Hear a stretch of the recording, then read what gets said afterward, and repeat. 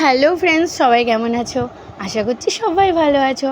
তৃষান mummy daily ব্লগে সবাইকে স্বাগত জানিয়ে আজকে জামাষষ্ঠীর ব্লগ তোমাদের সঙ্গে শেয়ার করছি। দেখো, সকাল সকাল ঘুম থেকে উঠে ফ্রেশ হয়ে তৃষানবাবুর পাপা আর আমি বেরিয়ে গেছি একটুখানি বাজার করতে। কারণ বাবা আমাদেরকে বলল যে তোরা যা যা খাবি নিজেদের পছন্দ মতন বাজার করে নিয়ে আয়। তো সেই মতো বাবার কথাই চলে গেলাম। তো দেখো, প্রথমেই তো মাঝে বাজারে গিয়েই তো আমি ইলিশ দেখছিলাম। যেহেতু জামাই ষষ্ঠী, ইলিশ না হলে চলে, কিন্তু চিংড়িও ইচ্ছা ছিল। কিন্তু তৃষানবাবুর পাপা যেহেতু ইলিশ খাবে, চিংড়ি খেতে পছন্দ করে না, ওর জন্য আমি আর চিংড়ি মাছটা নিয়ে নিই। চিংড়ি মাছটা পছন্দ করে না, ও পছন্দ করতো, কিন্তু কিছুদিন আগে চিংড়ির মালাইকারি করে ওর খুব অসুস্থ হয়ে পড়েছিল। ওর জন্য চিংড়িটা ওর লিস্ট থেকে এখন আপাতত কিছুদিনের জন্য বাদ আছে।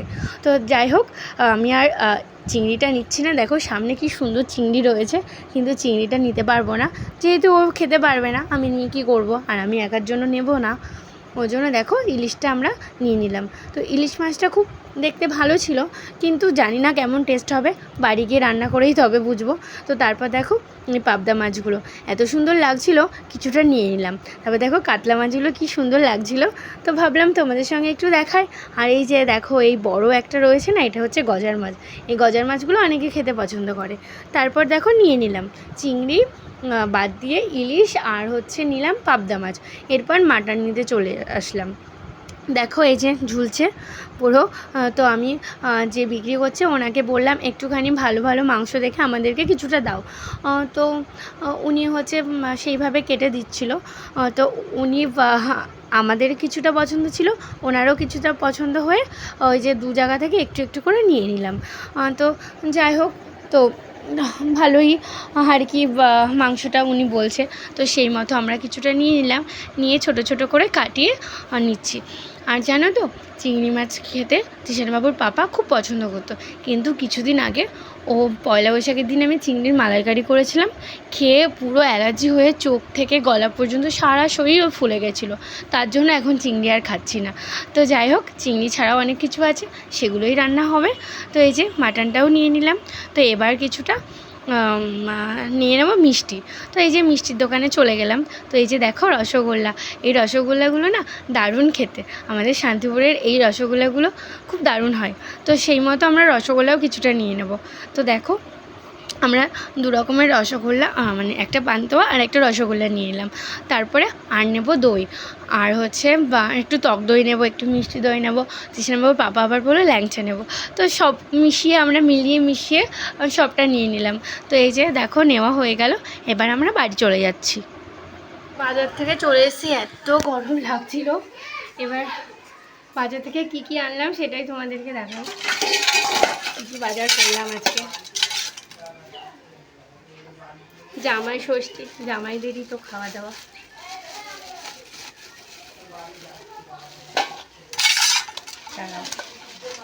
এখানে এনেছি পাবদা মাছ, আর এটার মধ্যে আছে ইলিশ।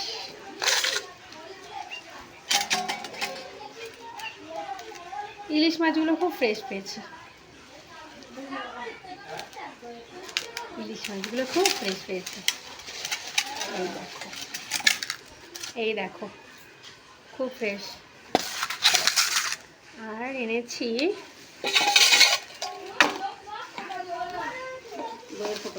একটু পরে মাটন। এই দেখো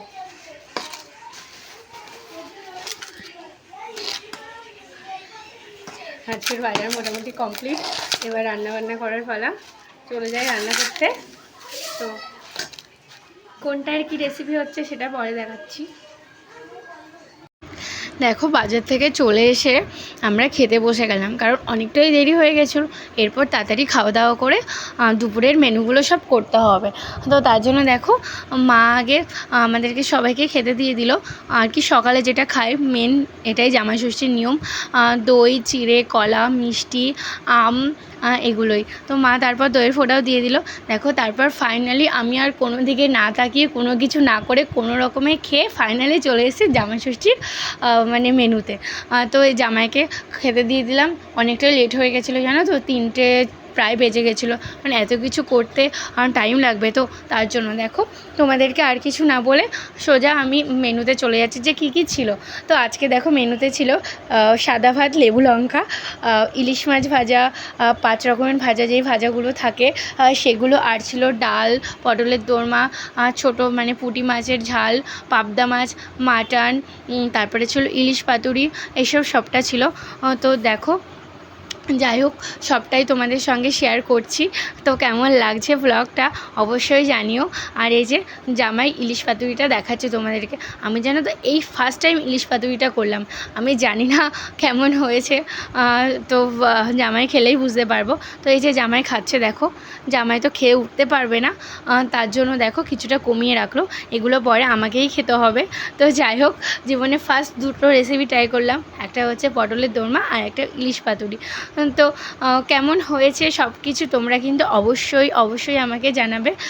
দেখো তো আজকের মতো ব্লগটা এখানেই শেষ করছি। টাটা, সবাই ভালো থাকবে, সুস্থ থাকবে।